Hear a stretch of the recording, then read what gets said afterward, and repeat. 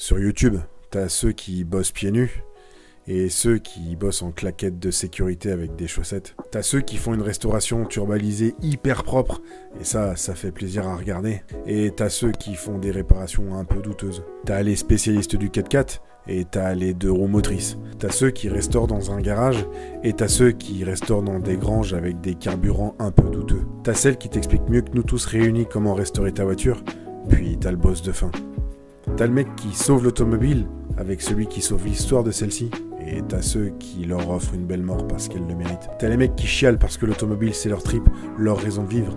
Et ça n'a pas de prix. Et t'as ceux qui pleurent parce qu'ils ont construit leur rêve. T'as les prodiges incompris de la mécanique. Et t'as ceux qui partent d'une feuille blanche. Et eux, ils sont balèzes. Et vous avez décidé de suivre un gars qui sauve une Super 5 au fin fond du 79. Juste parce qu'il ne voulait pas qu'elle finisse à la casse. Alors, mille merci à vous. Et vive l'automobile.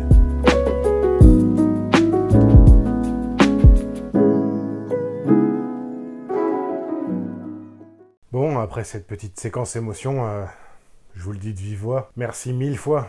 C'est extraordinaire ce que vous faites, c'est trop cool. Merci à vous de suivre mes aventures dans la restauration de cette Poulachenko. Je ne saurais assez vous remercier, voilà. Mais vraiment, vous m'aidez énormément, tant par les commentaires que vous mettez dans les vidéos, même sur le soutien que vous amenez, et aussi les personnes qui m'écrivent sur Insta, qui m'envoient des mails pour m'aider. Vraiment, merci 1000 fois, parce que vraiment, ça m'aide énormément dans mon projet. Comme je te l'ai dit, ben oui, ça fait longtemps qu'on ne s'est pas vu, parce que j'ai fait beaucoup de choses hors caméra.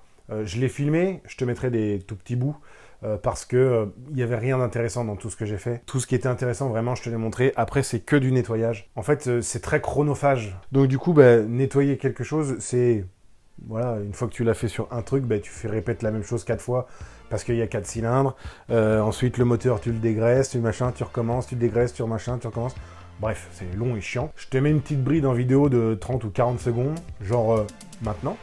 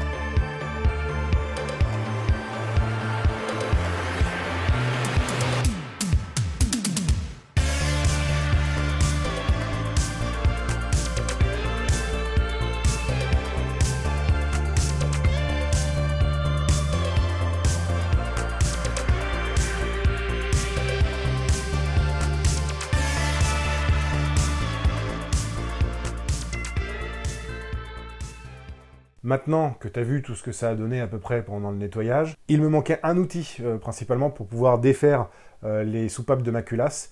Je l'ai, donc c'est un outil qui se présente comme ça, d'accord? Donc ça c'est un outil que j'ai piqué au taf, merci. Et donc en gros, bah, tu vois ça là, ça vient se mettre sur le plan de la soupape. Et ça vient donc du coup appuyer sur le ressort de la soupape. C'est le seul outil que j'ai trouvé qui pourrait aller. Je vais galérer parce que c'est la première fois que je vais l'utiliser. On va bien voir comment ça marche. Mais je me dis que jusqu'ici, j'y suis arrivé. Donc je pense que maintenant, ce n'est que futilité, je pense. Donc je vais regarder la RTA aussi avant de continuer à démonter le dessus des soupapes là, parce que tu verras, il y a ça s'appelle des culbuteurs. Tu sais, j'avais déjà enlevé les petites tiges qui permettaient justement aux culbuteurs de bouger. Je vais démonter ça, démonter mes soupapes, tu vas voir tout ça, puisque du coup la culasse, il va falloir que je l'envoie donc du coup chez le rectifieur, tu sais, pour pouvoir vérifier sa planéité et si jamais il y a besoin, la rectifier. Mais écoute, j'espère que ça a été, même lors du démontage, où elle a décalé. Bref. Donc on s'y met tout de suite. Je te propose ça parce que sinon ça va être méga long. Après, une fois que j'aurai donc du coup défait ça, ça ne m'empêchera pas de commencer à mettre mes joints de chemise. Puisque donc j'ai tout dégraissé. Je te montrerai parce que j'ai pas de compresseur, donc j'ai pas de soufflette. J'ai utilisé deux outils. Tu me diras ce que t'en penses. En vrai, ça a fait le taf à peu près, parce que tu fais avec les moyens du bord quand t'as pas d'outils. Donc, ou du moins les outils adéquats, parce qu'un compresseur, ça coûte un peu cher quand même. Donc, voilà, pour l'instant, j'ai pas les moyens de mettre ça dans un compresseur, et surtout, j'ai pas envie. Tu verras ce que j'ai utilisé, ne serait-ce que pour faire de l'outillage, ne serait-ce que pour l'utiliser vraiment un tout petit peu dans un premier temps, ça suffit. Écoute, on y va tout de suite. Alors, chasser à la presse le guide de soupape à l'aide d'un mandrin. C'est marrant, dépose des soupapes à l'aide d'un compresseur de ressort. Il est vachement bien leur compresseur à eux, là.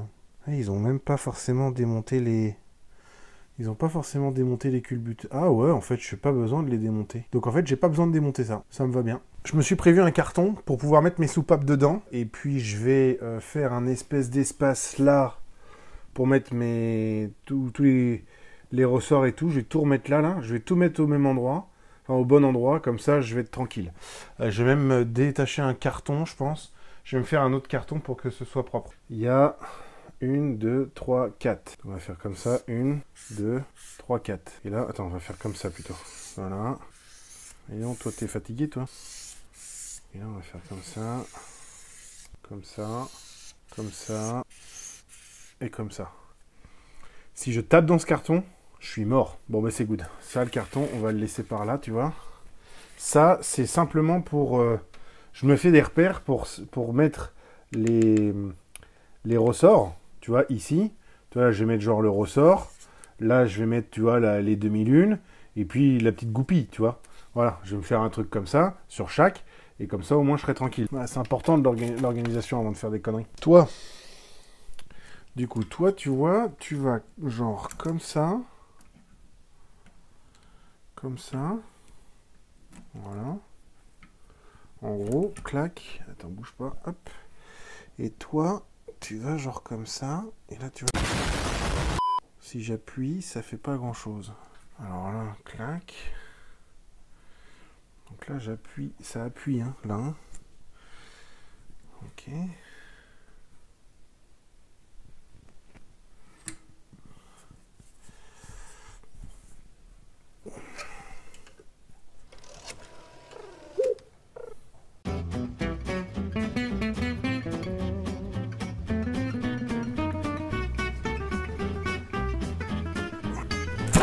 Ok, alors.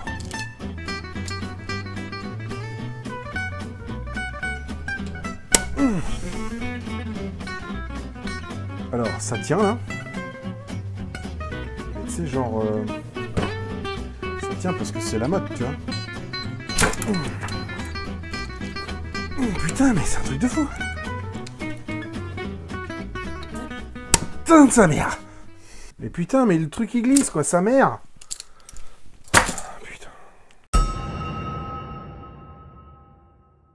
Parfois, il est bon de se poser avant de faire des bêtises. Donc c'est ce que j'ai fait, longtemps. Voilà, j'ai réfléchi en attendant. En fait, mon outil là... J'ai regardé la vidéo de Garage Bagnole et Rock'n'Roll.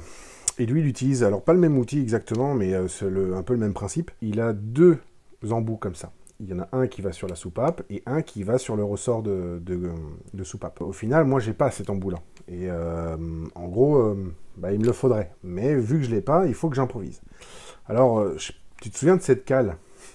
Elle nous a fait faire quelques conneries. Putain, la vache! Mais au final, je vais m'en servir en fait pour la caler là. pour éviter d'appuyer sur la soupape. Tout simplement pour essayer de la protéger au maximum, voir si ça fonctionne déjà comme ça. Et ensuite, j'ai dévissé ça à fond pour pouvoir visser ça comme ça au fur et à mesure et appuyer sur mon ressort. Je pense que c'est la bonne solution. Je vais voir si ça marche. Et si ça marche pas, j'aurai le droit de m'énerver. Donc, écoute, moi, ce que je te propose, c'est qu'on y aille tout de suite. Donc, je vais essayer de caler ça, tu vois, genre comme ça. Tu vois? Et on va essayer ça comme ça. Allez, let's go. Ok. Et toi? Voilà. Alors. Tac, ok. Allez. Donc ça, maintenant, on va le visser. Ah, putain. C'est la vis qui tourne là. Maintenant, si ça, je le visse comme ça. Ah, mais ouais, mais j'appuie pas sur la soupape.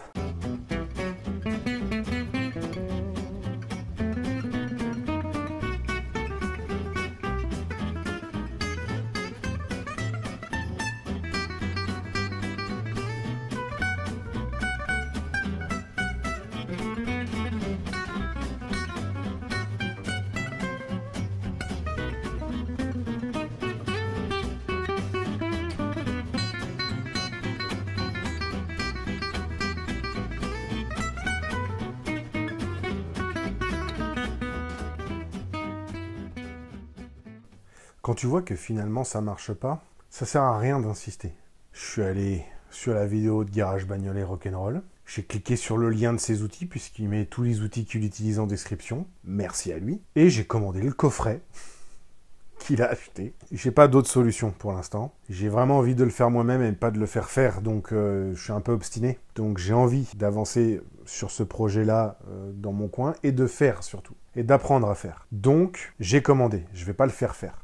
Sauf que, Amazon, pour pas les citer, ils ont beau être rapides, ils peuvent pas te livrer dans l'heure, tu vois. Donc, pour éviter de perdre trop de temps, déjà qu'on en a beaucoup perdu, je vais faire ces magnifiques joints là. Les joints de chemise. Alors, pour le coup, pour les joints de chemise, déjà, je tiens à remercier Paul pour la référence des joints de chemise. Oh grosse erreur, hein. Niveau 6 l'erreur.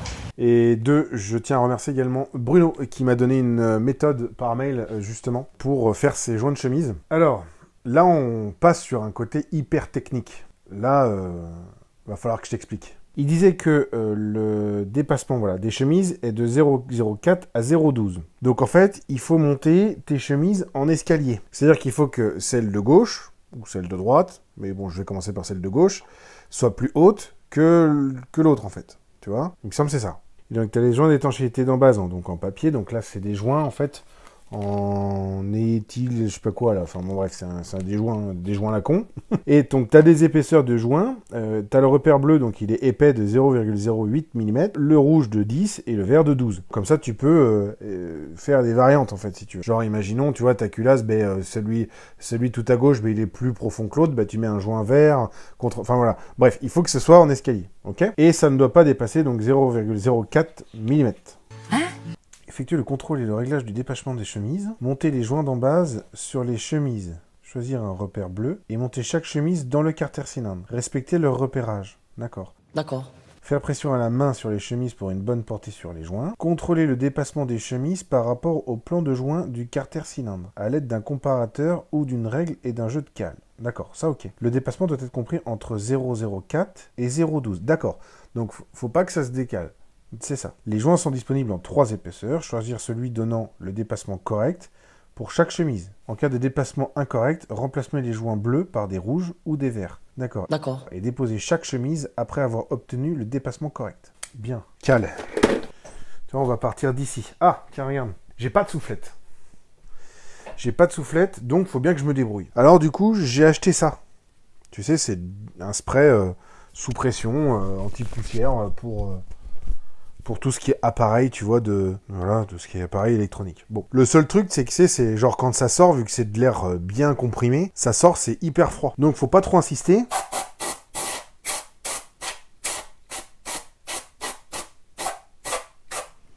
Mais ça marche. Alors, ça va être A. On peut le noter dessus. Donc, A égale. Alors, on va prendre les joints. Et on a dit qu'il nous fallait des joints bleus. Pour commencer. Alors, les joints bleus, les joints à repère bleu. Et donc là, les joints. Dis-moi que c'est les bons.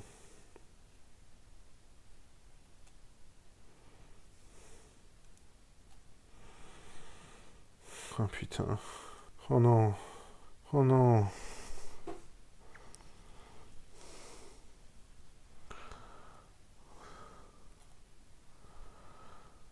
Oh non, c'est pas les bons.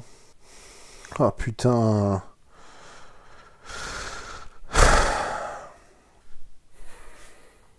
Bon. C'est pas les bons joints. Bon. Eh ben écoute, tant pis. Bon. Alors, j'ai ça. Ce sont les segments. J'espère que c'est les bons.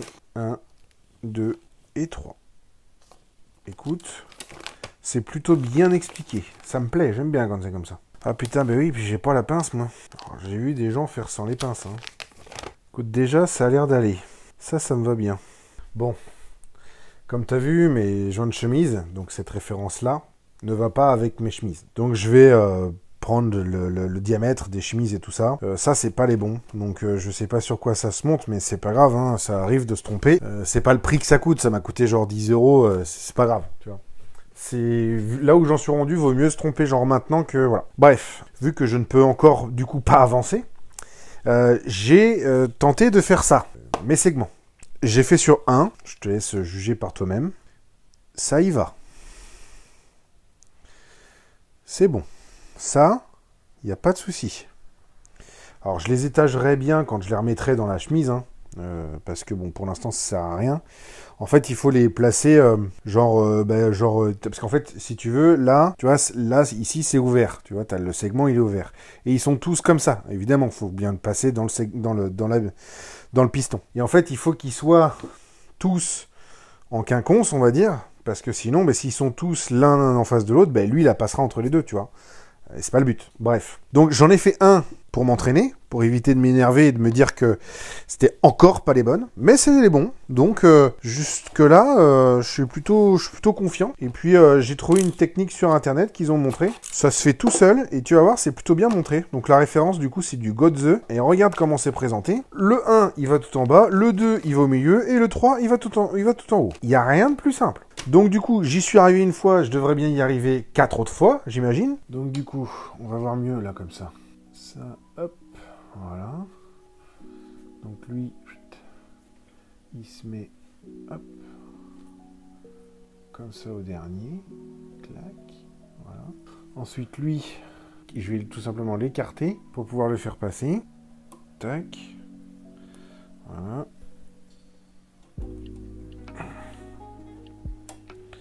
Et voilà. Oui. Clac, voilà. Donc tu vois, comme ça au moins, lui, il est prisonnier de l'autre. Et puis, pas de souci, tu vois. Comme ça au moins, je suis tranquille. Le deuxième, tu peux pas te tromper. C'est marqué dessus. Hop. Est-ce que si j'essaye ma manière comme l'autre, est-ce que celui-là est plus rigide que l'autre? Alors non, je peux le tordre un peu. Ouais, ça c'est pas mal. Hop. Voilà. Clac. Alors. Il est pris là-haut. Clac, clac. Oh, bah voilà. Regarde. Nickel. Parfait. Alors, clac. Donc, du coup, ça, je peux le faire aussi. Ouais. Clac. Donc, je peux le faire aussi. Hop. Ah, il est plus dur celui-là. Hein. On va faire comme la technique de l'autre, là. Comme ça. Hop. On le fait passer par au-dessus. Attends, on va mettre un peu de gras. Voilà. Mange pas de pain. On va graisser tout le reste. Voilà. Hop. Elle est pas mal cette méthode. Clac. Et là, celui-là, du coup, c'est tout bon. Là, j'ai bien mes 3 segments. Ils sont tous comme ça. Voilà. Donc, du coup, tu vois ce que je te disais tout à l'heure. Il faut pas que tes segments, ils soient genre comme ça. C'est ce qu'on m'a dit. Parce que sinon, du coup, l'huile, elle passe au milieu. Il faut vraiment genre les mettre en quinconce, tu vois. Il faut genre en mettre un là-bas, tu vois, genre un ici, et l'autre, genre lui là-bas, tu vois. Dans l'idée, c'est à peu près ça. Voilà. Donc, écoute, t'as compris le principe. Je fais la même chose sur le dernier, puis yallah, quoi.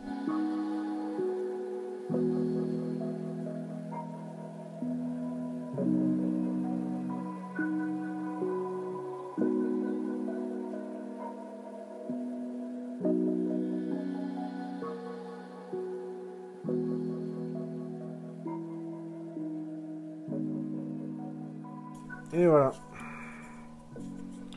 Bien comme il faut. On n'aura pas beaucoup avancé ce soir. Hein. Ça fait très longtemps que j'ai pas sorti de vidéo et vu ce qui se passe en ce moment, je peux pas me permettre de te laisser sans nouvelles depuis bientôt 1 mois. Alors, tu vois l'avancée des affaires, elles vont très doucement. Je t'avais dit que je prendrais mon temps. C'est le cas. J'ai fait encore une erreur en commandant les mauvais joints. Ça arrive, tu vois. C'est encore une fois, c'est pas, j'engage pas des frais immenses en dépensant 10 balles dans des joints de papier, tu vois. C'est pas très grave. L'outil que j'ai pris au travail pour les soupapes, finalement, il va pas. Donc, j'ai acheté autre chose.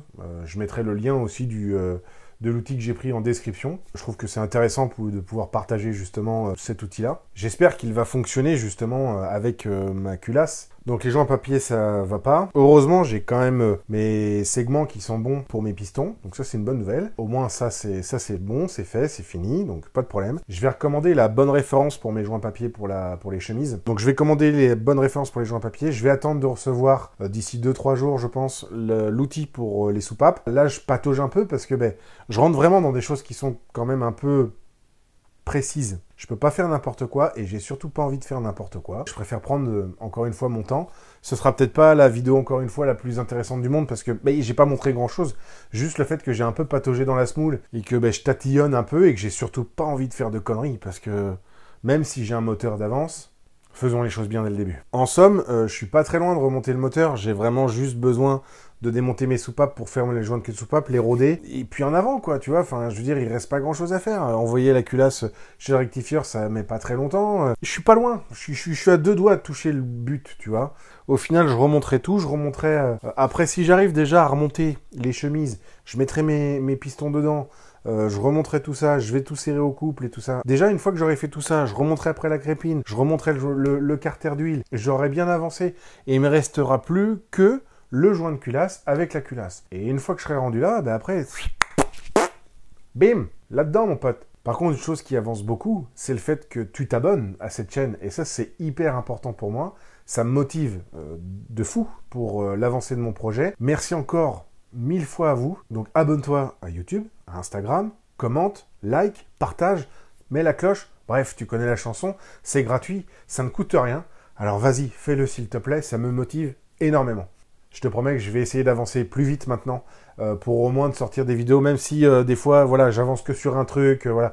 J'essaierai peut-être de faire des vidéos peut-être un peu plus courtes, qui sont un peu plus fréquentes, on va dire. Voilà, donc j'espère que cette vidéo-là t'aura plu quand même. Et sur ce, je te dis à la prochaine. Ciao!